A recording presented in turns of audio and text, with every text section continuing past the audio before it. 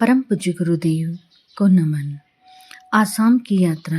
एक बार गुरुदेव ने कहा, बेटा आसाम चलना है, उधर मिशन का विस्तार बिल्कुल नहीं है। उस समय आसाम के लिए मथुरा से बरौनी स्टेशन जाना पड़ता था। मथुरा से बरौनी पहुंचने के लिए 1 दिन तथा 1 रात लगती है। यह पटना से आगे है। वहां से आसाम के लिए 2 दिन 2 रात लगते हैं। आसाम जाने के लिए उस समय मथुरा से 3 दिन 3 रात का समय लगता था।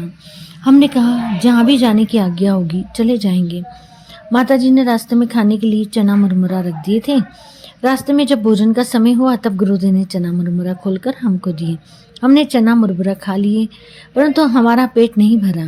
हमने समझा कहीं अन्य जगह जहाँ अच्छा भोजन मिलेगा गुरुदेव वहीं पर भोजन कराएंगे, परंतु गुरुदेव ने रास्ते में कहीं भी भोजन नहीं कराया। शाम को भोजन का समय हुआ तब गुरुदेव ने फिर चना मुरमुरा हमको दिए और स्वयं ने भी ले लिए। हमने चना मुरमुरा खाए। गुरुदेव से कुछ नहीं कह सके, परंतु हमको रात भर नींद नहीं आई, भूख लग रही थी। हमने सोचा अगर आसाम तक चना मुरमुरा ही गुरुदेव खिलाते रहे तब तो हमारे प्राण ही निकल जाएंगे। दूसरे दिन जब भोजन का समय हुआ तब गुरुदेव ने चना मुरमुरा फिर हमको दे दिया। हमने गुरुदेव को मना कर दिया और कहा, गुरुदेव हमको रात भर भूख के मारे नींद नहीं आई, भोजन वगैरह हम नहीं रह सकते। गुरुदेव ने कहा, बेटा अगला स्टेशन आएगा वहीं से पूड़ी ले लेना।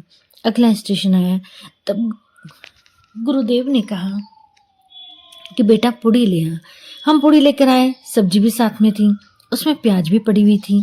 जब हम भोजन करने लगे तब उस सब्जी में प्याज थी। हमने कहा, गुरुदेव इस सब्जी में तो प्याज डाली है, रूखी पूड़ी खाना कठिन है। गुरुदेव ने कहा, बेटा चाय वाला डिब्बे में चाय बेच रहा है, उससे चाय ले लो, पूड़ी खाने में आसानी रहेगी।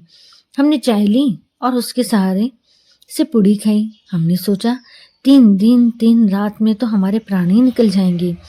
गुरुदेव के साथ बड़े बुरे फंस गए। हमने कहा, गुरुदेव जितने भी गुरु महात्माएं मिठाई, फल, दूध, रबड़ी, रस मलाई खाते हैं और चेलों को भी खिलाते हैं, परंतु आप चना मुरमुरा खा रहे हैं और हमको भी खिला रहे हैं, इसका क्या रहस्य है? गुरुदेव ने कहा, बेटा जिसकी जीभ पर काबू नहीं, जो मीठा, पूड़ी, कचौरी, पकौड़ी, फल दिन भर खाते हैं वे अध्यात्मवादी है ही नहीं। अध्यात्मवादी को सबसे पहले जीभ को ठीक करना पड़ता है। यह जीभ ही ताड़का है, पूतना है। इससे मंत्र का जाप करते हैं। जब जीभ ही ठीक नहीं है तब जो मंत्र जप करेंगे वह कैसे सफल होगा? जब बंदूक सही नहीं है तब कारतूस क्या करेगा? जीवन बंदूक है, मंत्र जप कारतूस है। शेर को मारने के लिए बढ़िया बंदूक चाहिए। रिद्धि सिद्धि पाने के लिए जीवन को ठीक करना पड़ता है। जो भी मंत्र जप करते हैं वे मरी हुई जीभ से जप करते हैं। इससे उनका मंत्र जप करना, अनुष्ठान करना सफल नहीं होता है। मिर्च मसाले, मीठा, कचौड़ी, पकौड़ी खाने से पेट भी खराब रहता है और आदमी बीमार रहता है। सबसे पहले जीभ को ठीक करना पड़ता है। सबसे पहला संयम जीभ का संयम है। प्रत्येक व्यक्ति जप तो करता है परंतु उनकी जीभ काबू में नहीं होती, इसलिए उनको मंत्र की सिद्धि नहीं होती। हमने यह शिक्षण जीवन में ग्रहण किया, इसी कारण हमारा स्वास्थ्य बिल्कुल ठीक है। 87 वर्ष में पहुंचकर भी हम अपने आप को जवान और स्वस्थ महसूस करते हैं। अगर किसी को अपना स्वास्थ्य ठीक रखना है और 100 वर्ष जीना है तो सबसे पहले जीभ को काबू में करना पड़ेगा। जिसकी जीभ काबू में नहीं होती उसका मंत्र कभी सफल नहीं होगा। चाहे रात दिन जप करता रहे, मंत्र के चमत्कार देखने हैं तो जीभ को ठीक करना पड़ेगा। गुरुदेव ने 24 वर्ष तक गाय को जौ खिलाकर उसके गोबर से जो जौ निकले उनकी रोटी छाछ में मिलाकर खाते रहे, तब उनका गायत्री मंत्र सिद्ध हुआ। गुरुदेव ने मंत्र सिद्धि का रहस्य हमको बतलाया। जो गायत्री मंत्र की सिद्धि चाहते हैं उनको जीभ को काबू में रखना पड़ेगा। आसाम के दौरे में गुरुदेव से जीभ पर काबू रखने की बात ही होती रही। गुरुदेव ने कहा, अगर कोई व्यक्ति स्वादेंद्रिय पर काबू कर ले तो उसका सारी इंद्रियों पर काबू हो जाता है। गुरुदेव ने कहा, जो इंद्रिय सबसे अधिक परेशान करती है वह है स्वाद इंद्रिय और दूसरी काम इंद्रिय। दोनों पर काबू करने पर गुरुदेव ने कहा सारी इंद्रियों पर काबू हो जाता है। अब आसाम का स्टेशन तिनसुकिया आने लगा। तब गुरुदेव ने कहा, सामान संभालो, स्टेशन आ रहा है। हमने सारा सामान इकट्ठा कर लिया और स्टेशन पर उतर गए। उस समय आसाम में कोई शाखा नहीं थी। एक धर्मशाला में ठहरे या किसी भाई के घर ठहरे थे, ठीक याद नहीं है। रात भर हमको मच्छर काटते रहे, रात भर नींद नहीं आई। सुबह गुरुदेव ने स्नान कर लिया। तब हमने गुरुदेव से कहा, गुरुदेव, युग निर्माण होगा या नहीं होगा यह हमको नहीं मालूम, परंतु हमारा तो युग निर्माण हो गया। गुरुदेव ने कहा, क्या बात है बेटा, बतला। हमने कहा, रात भर मच्छरों ने सोने ही नहीं दिया। अगर हम यहाँ 3-4 दिन रहे तो बीमार पड़ जाएंगे। गुरुदेव ने कहा, बेटा इसका इलाज हम तुमको रात को सोते समय बतला देंगे। गुरुदेव ने हमसे कहा, बेटा बाहर जा और 1-2 आदमी ला, उनसे कार्यक्रम के संबंध में कुछ बात करेंगे, उन्हें अपना उद्देश्य बताएंगे। 8-10 भाइयों को लेकर हम आए। गुरुदेव उनसे बात करते रहे, पहले स्वास्थ्य के विषय में, बच्चों, परिवार, दुकान, नौकरी, सबके बारे में उनसे पूछते रहे। फिर मिशन की बातें उनसे करने लगे। दिन भर वहाँ जिनको हम लाते थे उनसे बातें करते रहे। रात को सोने का समय आया, तब हमने गुरुदेव से कहा, गुरुदेव मच्छरों ने तो अभी से हम पर वार करना शुरू कर दिया है, इनका इलाज बताएं। गुरुदेव ने कहा, बेटा तेरे पास चादर है, इससे चारों तरफ बदन को ढक कर सो जा, सिर्फ थोड़ी सी आंखें ही खुली रहें। हमने कहा, अगर हम गुरुदेव के साथ 1 माह दौरे पर रहें तब हम बीमार हो जाएंगे।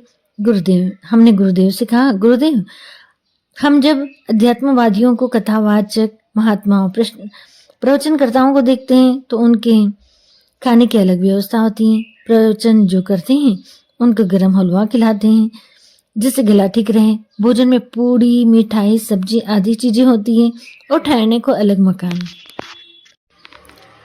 जो सबसे बड़ा पूंजीपति होता है, जिसके मकान में सब साधन होते हैं, उनके यहाँ सबको ठहराया जाता है। सोने का अलग तथा मिलने वालों का अलग कमरा होता है और चरण छूने वालों की लाइन लगी रहती है। 2-3 घंटे सुबह चरण छूने का ही कार्यक्रम चलता है। हम तो समझते थे कि हम भी ऐसे अध्यात्मवादी बनेंगे, पर आपने तो हमारा कचुम्बर ही निकाल दिया।